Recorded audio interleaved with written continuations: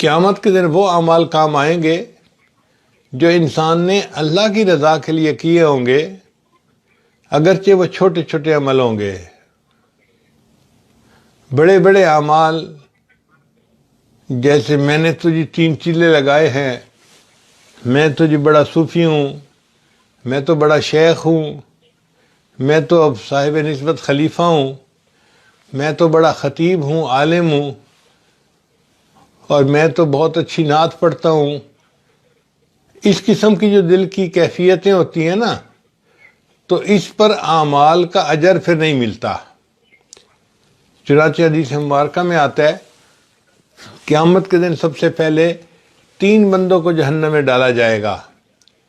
وہ کوئی زانی، شرابی، قاتل نہیں ہوں گے، نیک لوگ ہوں گے۔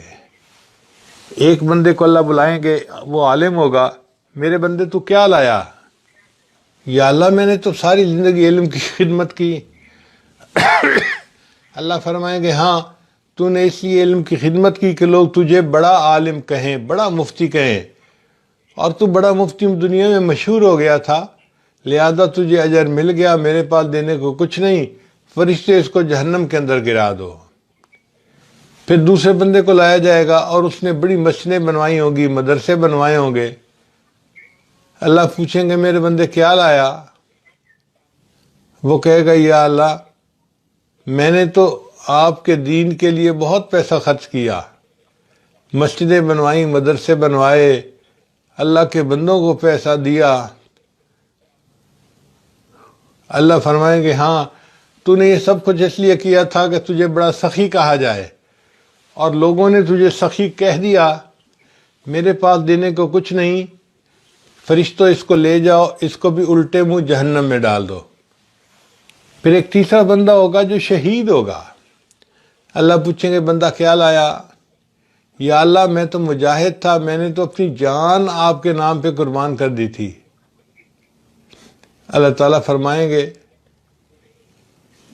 کہ واقعی تم نے جان قربان کی تھی، مگر تمہاری نیت یہ تھی کہ لوگ تجھے بڑا بہادر کہیں، تو دنیا نے تمہیں بڑا بہادر مان لیا، میرے پاس دینے کو کچھ نہیں، اس بندے کو لے جاؤ جہنم میں اندر جا کر ڈال دو۔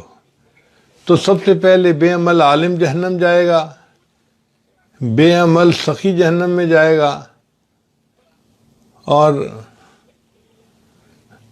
بے عمل یا بدنیت مجاہد جہنم میں جائے گا۔ اس کا مطلب یہ ہے کہ جو معلمات، طالبات ہیں، ان کو زیادہ گھبرانے ڈرنے کی ضرورت ہے کہ ہم اپنی نیتوں کو ہر معاملے میں ٹھیک رکھیں، تاکہ اللہ کے ہاں ہمارے عمل قبول ہو جائیں، اور اللہ ہمیں گناہوں سے اور گناہوں کے ماحول سے بچائے، سچی پکی نیت عطا فرمائے۔